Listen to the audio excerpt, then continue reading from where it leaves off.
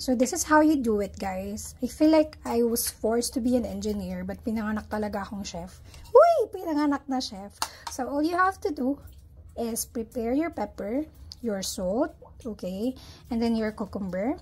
Slice it in a very thin cut, and then you're gonna have this Magnolia Real Mayonnaise over here as your dressing. Actually, pwede din yung kanilang chicken spread. Okay, so sponsored yan. Kimi, Magnolia, baka naman. Okay, so slice your cucumber thinly. Sa akin, prefer ko yung half. Kasi kapag bilog na thin siya, hindi masyadong sumasama yung lasa ng dressing mo. And then, you slice as well tomato. Ayan, in-slice ko na yan kanina. Siyempre, aesthetic tayo.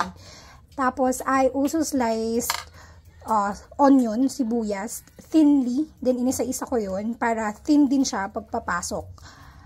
I mean, dito sa dish na to. So, sobrang healthy nito, guys. Just add your salt and pepper, haluin nyo. And then, meron na kayong coleslaw na healthy. Actually, meron din akong cabbage. Advisable din siya lagyan ng cabbage. Pero yung mama ko kasi ginisa na sa gulay yung repolyo. So, pipino na lang, 'di ba? So, this is good for your health. This is also good for hydration kasi based on my research, based on my research, cucumbers are rich in antioxidant. Tsaka good siya for hydration sa skin mo. Okay, and then yung tomato, of course, meron siyang vitamin E. So, good din yan sa skin mo. So, yeah. That's my simple recipe for today. Pwede mo tong samahan ng burger, ng any meat. Kung meron kayong beef, meron kayong samgyup dyan. Or pwede rin sa burger, if you want.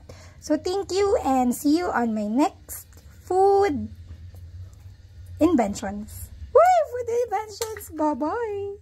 This is your Rika, your engineer, saying eat healthy and message me for your insurance needs. I got you.